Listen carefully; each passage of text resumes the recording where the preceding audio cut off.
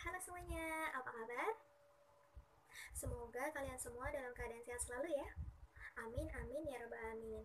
Di masa pandemi saat ini, Ibu tidak bosan untuk mengingatkan untuk kalian semua menjaga protokol kesehatan. Apa itu? Pertama, rajin mencuci tangan atau menggunakan hand sanitizer, menggunakan masker, dan menjaga jarak. Alhamdulillahirrabbilalamin, kita sudah memasuki semester 2. Pada mata pelajaran Bahasa Indonesia, kita sudah memasuki bab 6. Di bab 6 ini, kita akan pelajari mengenai teks ulasan.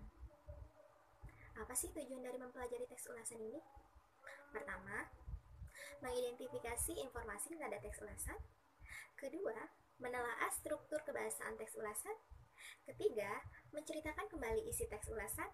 Dan yang terakhir, keempat, menyajikan tanggapan tentang teks ulasan atau kualitas karya. Apakah kalian sudah mengetahui tentang teks ulasan? Ya, pintar semuanya. Teks ulasan itu resensi ya. Penjelasan selanjutnya, yuk kita simak penjelasan mengenai teks ulasan di slide selanjutnya ya. Baik anak-anak, pada beberapa slide yang akan ditampilkan berikut ini, kita akan membahas lebih jauh mengenai teks ulasan. Disimak ya. Seperti yang kalian saksikan di depan layar ini, teks ulasan memiliki fungsi sosial, yaitu memberikan analisis terhadap sebuah karya menurut pandangan pengulas atau penulisnya. Melalui teks ulasan, pembaca dapat memperoleh gambaran mengenai kelebihan dan kekurangan sebuah karya. Jadi pada intinya, penulis dapat menuliskan kekurangan dan kelebihan karya tersebut atau karya yang diulasnya. Ini adalah definisi teks ulasan.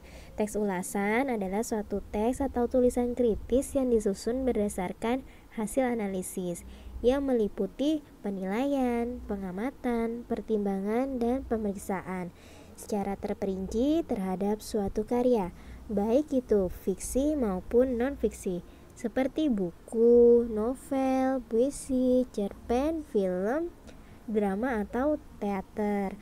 Struktur teks ulasan umumnya terdiri dari 5 bagian. Pertama yaitu identitas, orientasi, sinopsis, analisis, dan kelima evaluasi. Identitas biasanya berisi mengenai judul karyanya, pengarangnya, tahun penulisan, waktu penulisan, atau tempat penulisan. Kemudian, orientasi berisi mengenai gambaran umum sebuah karya yang diulas.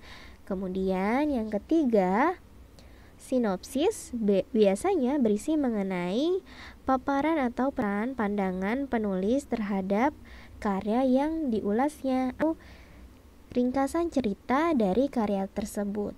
Kemudian yang keempat, analisis. Analisis adalah bagian penting dari teks ulasan, berisi mengenai kekurangan dan kelebihan suatu karya atau berisi mengenai informasi yang ditonjolkan penulis terhadap suatu karya yang sedang diulasnya. Kemudian yang kelima, evaluasi. Evaluasi berisi mengenai penilaian atau berisi mengenai opini berdasarkan fakta yang ditulis oleh penulis atau penelaah. Langkah-langkah dalam menyusun teks ulasan. Yang pertama, ketika kalian ingin membuat teks ulasan, yaitu tentukan jenis karya sastra yang akan kalian ulas. Bisa dari fiksi maupun dari non-fiksi seperti buku, novel, puisi, cerpen, film, teater, atau drama. Kedua, yaitu bacalah karya tersebut berulang-ulang hingga kalian paham. Kemudian yang ketiga, tuliskan bagian penting dalam karya tersebut. Bisa kalian tulis mengenai identitas buku tersebut. Itu merupakan bagian yang penting ya.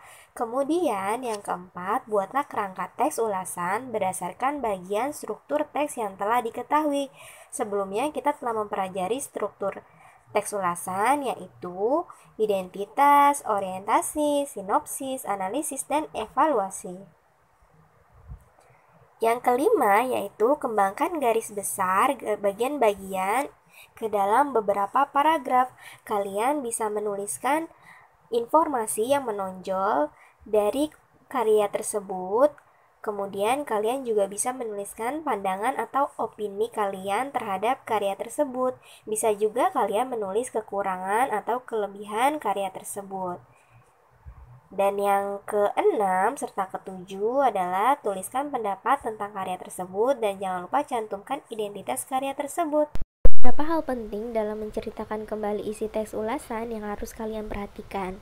Pertama, yaitu membaca teks ulasan berulang-ulang. Kedua, mencatat butir-butir pokok teks ulasan pada setiap paragrafnya. Ketiga, mencatat kelebihan, kekurangan, materi yang dipaparkan pengulas. Keempat, merangkai butir-butir pokok teks ulasan menggunakan bahasa sendiri. Nah, setelah kita mempelajari mengenai definisi teks ulasan, struktur teks ulasan, menceritakan kembali teks ulasan, dan langkah-langkah dalam menyusun teks ulasan, maka dapat kita simpulkan bahwa bagian terpenting atau bagian utama dari teks ulasan yaitu keunggulan dan kelemahan suatu karya atau kelebihan dan kekurangannya dari suatu karya. Agar penilaian tersebut dapat dipertanggungjawabkan, seorang pengulas atau penulis juga harus memberikan alasan-alasan yang logis atau alasan yang didukung dengan fakta yang kuat dan meyakinkan karya tersebut dengan menunjukkan bukti tekstual atau merujuk pada pendapat para ahli. Kita telah mempelajari mengenai teks ulasan. Tadi kita sudah membahas mengenai pengertian teks ulasan, ciri-ciri teks ulasan, dan sedikit mengenai struktur teks ulasan.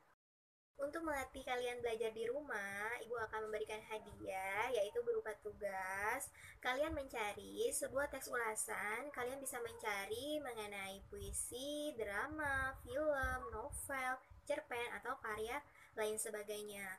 Kemudian setelah kalian menemukan teks ulasannya, kalian dapat mengidentifikasi ciri-ciri yang ada pada teks ulasan tersebut. Yang pertama adalah struktur teks ulasan, diri dari identifikasi, orientasi, sinopsis, analisis, dan evaluasi.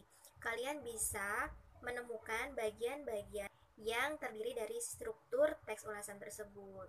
Kalian bisa membagi-baginya, identifikasinya yang mana, orientasinya yang mana, evaluasinya mana, atau analisisnya yang mana, seperti itu. Kemudian kalian juga bisa mencari kalimat-kalimat yang berisi mengenai kelebihan dan kekurangan teks ulasan. Dan selanjutnya kalian bisa mencari kalimat-kalimat mana saja yang berisi informasi dari penulisnya atau berisi pandangan atau opini dari penulisnya. Kemudian yang terakhir, kalian bisa mencari opini yang berdasarkan fakta pada teks ulasan tersebut. Seperti itu. Jika ada yang ingin ditanyakan, tolong komen di bawah ya, sebutkan nama dan juga kelasnya. Untuk pembelajaran kali ini cukup sekian, semoga kalian dapat menerima dan dapat menerapkan pembelajaran kali ini di kehidupan sehari-hari. Terima kasih, wassalamualaikum warahmatullahi wabarakatuh. Jaga selalu kesehatan.